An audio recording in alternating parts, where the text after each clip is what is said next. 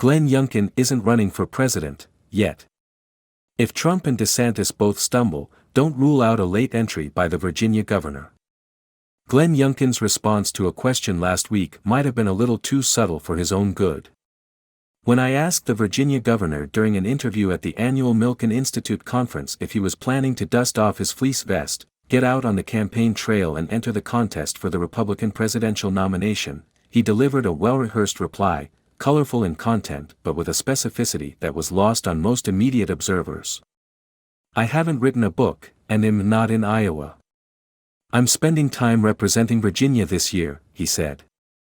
As some outlets began to report his withdrawal from presidential contention, offstage his aides were quick to clarify that the operative words in that sentence were, "this year." The Virginia legislative session has already concluded for 2023 and state politics for the rest of the year will be dominated by critical midterm elections.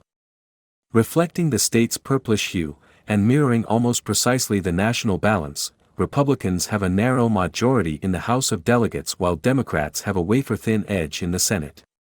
Mr. Youngkin, who has a solid approval rating after his big win in 2021, will spend much of his time between now and November in the swing districts of the Commonwealth trying to turn the General Assembly fully red, rather than in the cornfields of Iowa or the firehouses of New Hampshire. But there's been no decision about a presidential run. Mr. Youngkin is loitering with intent, waiting to see whether the two big beasts of the Republican animal kingdom, Donald Trump and Ron DeSantis, trip up and find themselves in a bear trap. You can see the logic. Despite his status as the firm favorite, Mr. Trump's legal and political difficulties continue to hang like a smoggy cloud over his third presidential bid. Mr. DeSantis, after a mildly calamitous couple of months, is running out of feet to shoot himself in. If you're Mr. Youngkin, why blunder in now and give them both someone to aim at when you can focus on governing your state, building a solid political resume, and be ready for the call should it come? But it's a dubious strategy.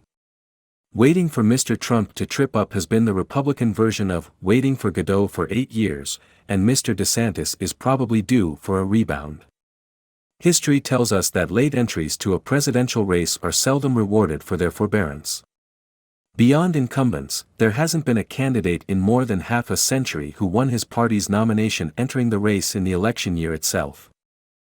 Neither does there appear to be a wave of pent-up popular excitement for the undeclared Virginia governor waiting to overtop the dams of the Republican contest.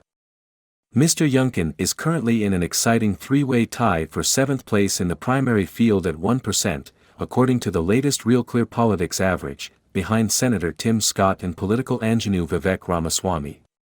That is a little below the level of support the late John McCain used to quip meant you were pretty much down to direct family members, staffers, and close personal friends.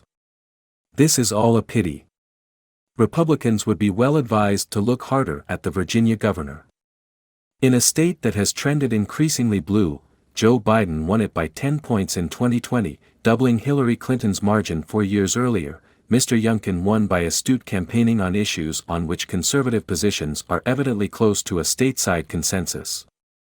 In that campaign and now in a year and a half in office, the Virginia governor has established himself as the foremost exponent of what we might term a new Republican fusionism, happy culture warrior, taking on the establishment orthodoxies on critical race theory, transgender rights and the rest of the extremist woke tyranny.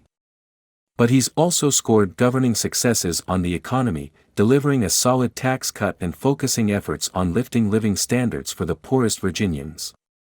On the Republicans' most neuralgic electoral issue right now, abortion, he has adopted a position that probably comes closest to the national center of gravity, supporting a 15-week limit, which the Democratic Virginia Senate rejected.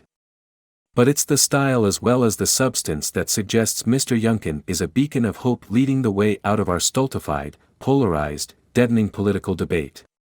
He eschews the grievance politics that animates the right and focuses on practical politics. His battle with the educational establishment was framed as simply giving parents the right to determine what their children are taught. His electoral success in a nearly blue state, an early record of achievement in a divided government, and a character that recalls days when conservatives used to care about honesty, integrity, intelligence and decency are pointing the clear way to an enduring majority. He's far from a perfect model. But if he really is a non-starter, it's a sorry statement on the condition of the modern Republican Party.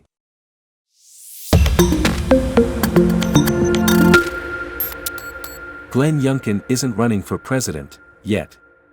If Trump and DeSantis both stumble, don't rule out a late entry by the Virginia governor. Glenn Youngkin's response to a question last week might have been a little too subtle for his own good. When I asked the Virginia governor during an interview at the annual Milken Institute conference if he was planning to dust off his fleece vest, get out on the campaign trail and enter the contest for the Republican presidential nomination,